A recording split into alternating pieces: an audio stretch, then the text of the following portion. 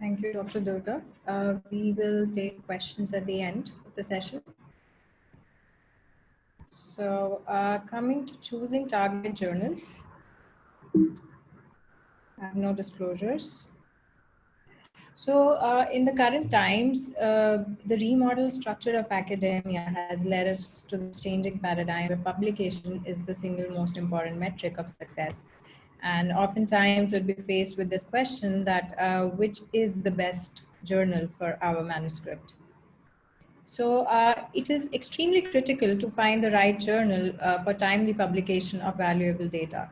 And in this online survey, most researchers said that they submitted their papers to a particular journal because research in their field was usually published in that particular journal, followed by impact factor, which was the second most important determinant of their choice.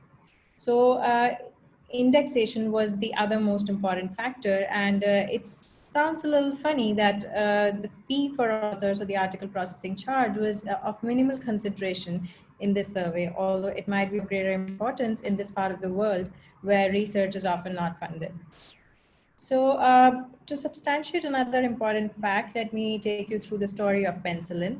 All of us are well familiar with Sir Alexander Fleming and the Nobel Prize for the discovery of penicillin. But what remained globally unnoticed is that the Soviet penicillin was independently synthesized by this lady. And the reason being her works were published exclusively by local Soviet journals. So always determine the impact and the readership of your work, and it is important not to err on either side. Often we err on the side of choosing, getting too ambitious while choosing a journal, while it is also important not to err on the other side. And for novice researchers, it may be important to just browse through the list of journals first. So most of the publishers provide a detailed list by subject area, and the list of journals followed, which are stratified by the kind of science that you're practicing. So life sciences followed by the appropriate discipline. But once you're a seasoned researcher or have published 5 to 10 articles, then this may no longer be needed. Although still you might sometimes encounter a situation where you'll have overlap manuscripts. Suppose you're dealing with pain or mental illness in a particular chronic illness like spondyloarthritis. For example, recently I was invited as a reviewer for subjective suffering in patients with low back pain, and I was wondering where did I get on board, because this was a psychology journal. And then on looking at it closer, I learned that this was about subjective suffering in related to illness perceptions, and how this mediated the emotional response and had consequences on disability. So clearly they wanted a rheumatologist to evaluate certain aspects of the paper. Sometimes you may collaborate and do interdisciplinary research, which may find applicability and greater utility in journals belonging to different specialties. So similarly, if it is always worthy to stop and ponder and understand if your journal will be, if your paper will be useful for other specialties. For example, if you were talking about muscle disorders, so if you're talking about the inflammatory myositis, then rheumatologists and neurologists would be interested in it. But if you were talking predominantly about the interstitial lung disease, which can occur in these patients, then maybe you need to look at journals from pulmonary medicine. Similarly, if you're talking about rhabdomyolysis or muscle disorders which are drug-induced or occur suddenly, or viral myositis which present acutely to internists, then maybe those journals would be more appropriate. While in the same disorder, if you're looking at the basic sciences aspect like T cells or the immunology of it, then you have to target an immunology journal. So similarly, you also need to look at the type of article. So if you're looking to publish a review, an image, or a meta-analysis, the key dictum is first find out if this particular journal publishes this kind of article. And then what I like to do is look at the frequency with which it publishes these kind of articles. Sometimes you've written a review which you want to go to publish in a good journal. So you have to check, because very few journals will be accepting uninvited reviews. For images, again, many journals do not accept images, and likewise for case reports and meta-analysis. For example, this was a case of tubercular dactylitis, which we wanted to publish, and we hit gold in the first attempt. So this was a quaternary journal of medicine, published almost 6 to 7 images every 3 months. So the odds of publishing are clearly higher if you choose a journal in a meticulous manner. So amid all this conundrum, when you don't know which card to play next, I'll say that rather than going by convention, try to tickle your intellectual sensibilities and leave behind the impact factor. Let's look at the acceptance and rejection rates. A lot of journals mention these. Look at the manuscript turnaround time. So other factors which can influence your choice of journal can be location specifications. For example, if you were to look at tuberculosis in a particular disease, then not many parts of the world would be interested in this kind of data. Only the TB endemic regions would be interested. So maybe Indian journals, and if that fails, something like a Brazilian journal or a Mediterranean or African journal should be your primary choice. Other factors are word limit, and sometimes let me start with an example here. We had a child with a periodic fever, rash, and hearing loss who presented with recurrent infections, and a syndromic diagnosis was that of a primary immunodeficiency with an autoinflammatory syndrome. And 4 years of failed attempt at publication because functional assays were not done in this child. And we'd almost given up hope when Annals of Rheumatic Disease published this clinical characteristics with genetic analysis of 187 children with undefined autoinflammatory diseases.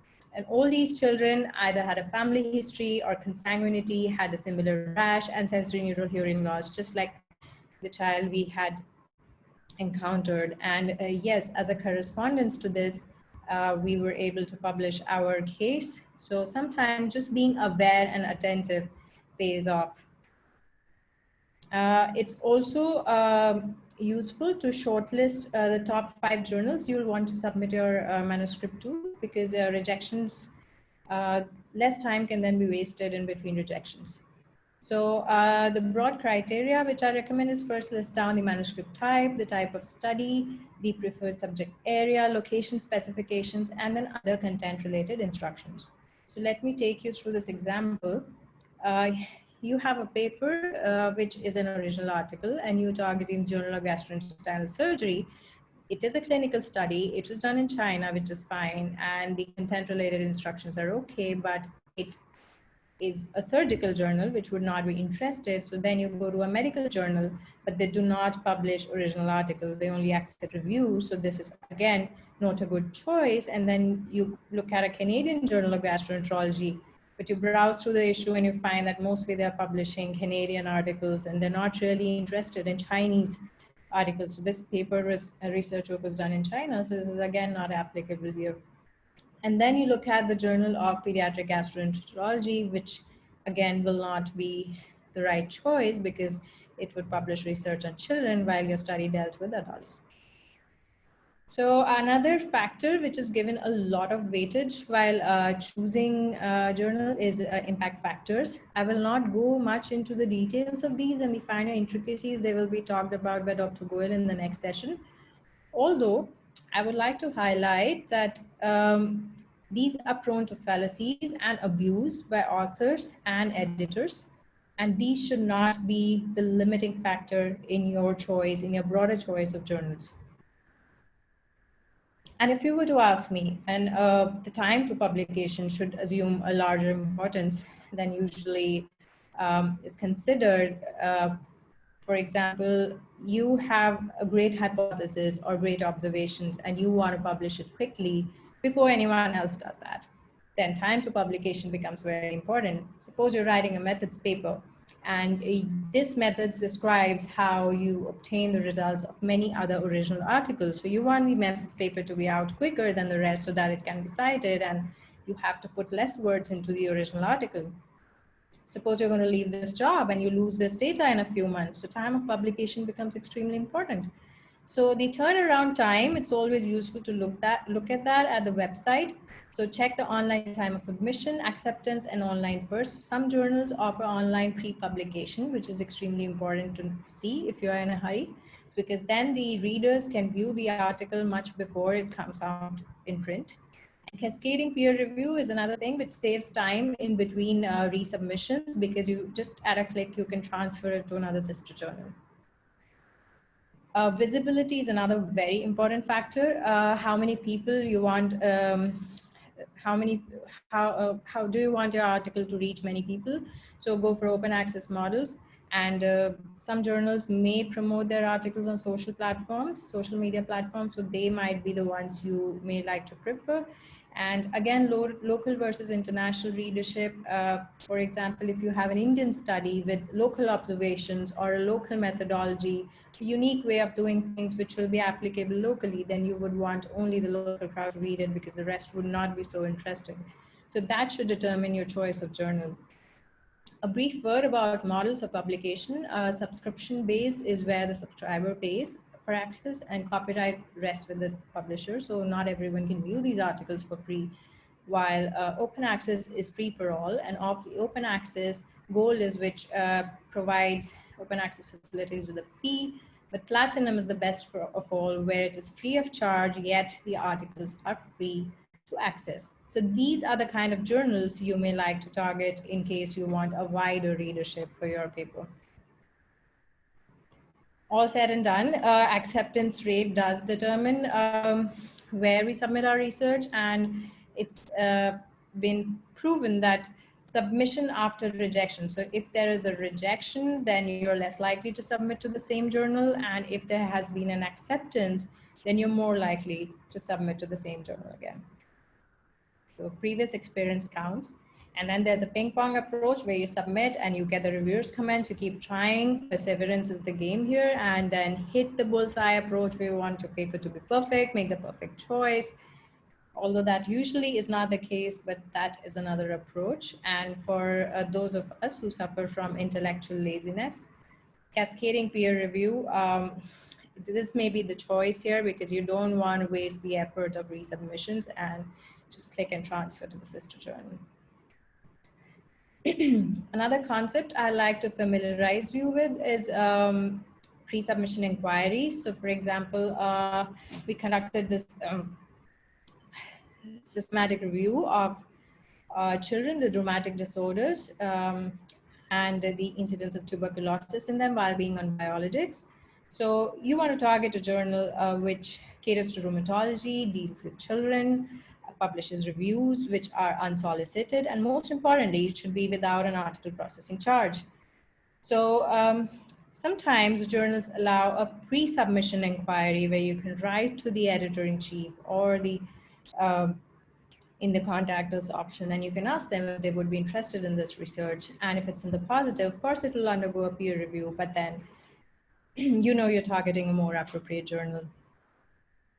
And sometimes we are in a soup. We have conducted some research, it's not really our domain. You don't know, you're at a complete loss of thoughts, and happened recently where it can be an extremely difficult task, and then just go to Dr. Google and search, and bingo, you find one journal which has a name pretty similar to your research, and there you go, success. So what I would like to highlight is when in trouble, this is one website you could go to, like Journal Author Name Estimator. It's extremely useful and gives a list of journals, including the status, indexing status, article processing charge, and the impact factor. So those are the three most important things. And then of course you could shortlist the journals, the top 4 or 5, you go to them and you see the turnaround time, and that gives you a good idea. And it is a hidden trial game, and finding the best fit is not easy. So the take home message is find your target audience, determine the impact of the message being delivered. Look at the article processing fee. It's extremely important if your study is not funded. And time is of the essence. Impact factor and others can be determined, but much later on. The idea is not to find the lock with the biggest impact factor, but to find the lock which will best fit your key. Thank you. And we'll take questions at the end of the session.